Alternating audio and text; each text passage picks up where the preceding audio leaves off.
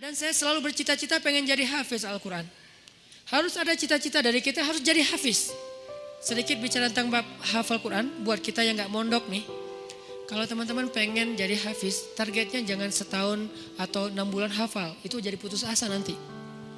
Memang motivasinya ada orang yang 3 bulan hafiz, 6 bulan hafiz, setahun hafiz. Tapi kan dia mondok, 24 jam menghafal Quran. Kita kan banyak kesibukan yang lain, yang lebih realistis. Berapa? 6 tahun hafiz. Gimana cara 6 tahun hafiz? Sekarang rata-rata usia kita berapa? Sebutlah rata-rata 20 tahun ya. Ada yang 22, ada yang 19, rata-rata 20 tahun. Ustadz segitu juga? Ya kurang lebih lah. Rata-rata 20 tahun. Berarti 26 tahun itu cepat banget. Ya udah deh, jangan terlalu 6 tahun, 10 tahun. Kalau kita mau menghafal Quran 10 tahun hafiz, berarti sehari kita cuma perlu menghafal 2 baris. Sehari 2 baris.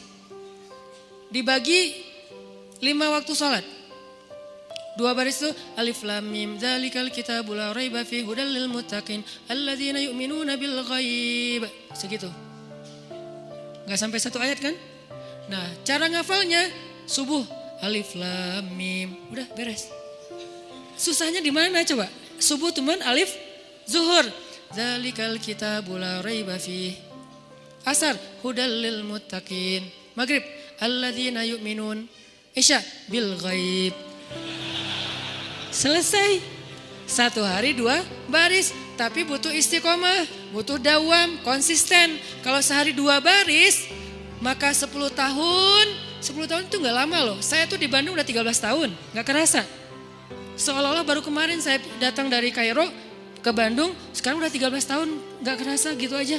Tiba-tiba udah 13 tahun, berarti kalau saya ngafal sehari 2 baris, sekarang udah 3 tahun yang lalu udah selesai tuh. Berarti semua kita bisa jadi hafiz sebetulnya kalau udah lancar tahsinnya. Sehingga kita meninggal berstatus hafiz. Bukan untuk pamer ke orang, bukan untuk taruh di Instagram bio, hafiz Al-Quran. Itu mah bebas lah, terserah niat ya. Saya kan gak mau menjudge kan, ada orang yang menaruh gitu supaya jadi syiar. Ada yang mungkin dia riak, kalau dia riak dia rugi. Kan ngafal Quran gak gampang, masa mau dihabisin dengan hanya taruh di bio, rugi banget tuh. Ini kenapa saya sedikit masukin ke bab hafiz. Saya berharap kalau ada yang dengar ceramah ini jadi termotivasi menghafal Quran, saya dapat pahala dari yang menghafal itu. Ternyata targetnya gampang, 2 baris sehari, 10 tahun khatam. 2 baris itu gampang banget. Alif, alhamdulillah. Zuhur, Rabbil alamin. Asar, Ar-Rahman. Maghrib, Ar-Rahim. Segitu doang ngafalnya, gampang banget. Kul, zuhur, ya. Asar, ayyuhal. Gitu doang kan, saking gampangnya. Kapan itu khatamnya Ustadz? Gak tahu pas sakaratul maut kali. Saking pendek-pendeknya. Nah maksud saya, target sebelum meninggal hafiz. Tapi kan kita gak tahu usia kita Ustadz. Memang kita gak tahu, ini mah target semampu kita. Kalau meninggal sebelum 10 tahun, yang penting kita udah punya niat. Siapa yang berniat baik dan tidak tercapai, maka dia dapat pahala kebaikan yang utuh. Siapa yang tercapai, dia dapat pahala 10 kali lipat. Kalau kita meninggalnya usia 40 tahun, usia 50 tahun, udah hafiz. Tahu gak kedudukan hafiz di akhirat nanti kayak gimana? Itu keren banget. Harus cemburu kita sama orang yang hafiz tuh. 1, dijamin surga, kalau dia ikhlas, dijamin surga. Kita tuh bukan golongan sahabat. Saya kemarin pas datang ke kuburan Uhud ya, namanya Jannatul Uhud, surga Uhud. Kenapa? Karena di situ dimakamin 10.000 ahli surga. Pas saya datang ke kuburan Uhud, saya ngerasa duduk aja lama di situ ya, mikir beruntung banget ya mereka. Semua dijamin surga. Duduk di kuburan Uhud itu nggak ada serem-seremnya. Benar-benar namanya surga Uhud. Karena kayak kita duduk di atas taman surga. Kan datang ke kuburan tuh ada agak-agak serem gimana gitu kan.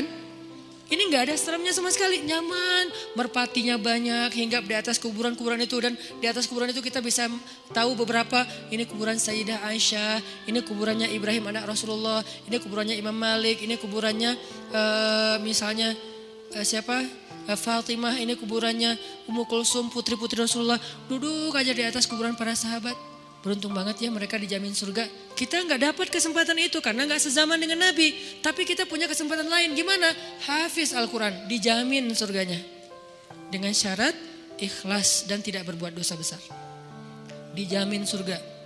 1. Kedua, bisa bawa 10 orang selain mantan ke surga. Kasihan juga ya mantan ini ya. Makanya jangan jadi mantan. 10 orang. Siapa aja?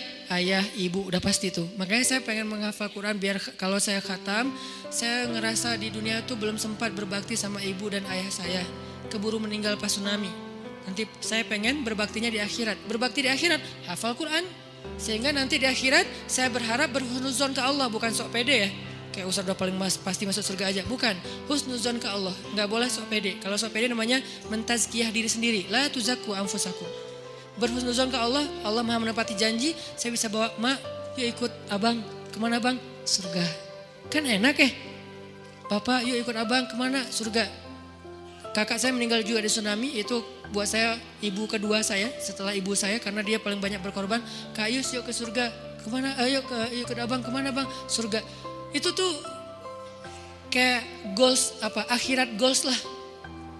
Kalau kita punya life goals, ini adalah akhirat goals. Buat siapa lagi? Istri. Buat siapa lagi? Anak. Kalau semuanya hafizah, ya berarti lebih banyak lagi yang bisa kita bawa. Itu tuh keren banget.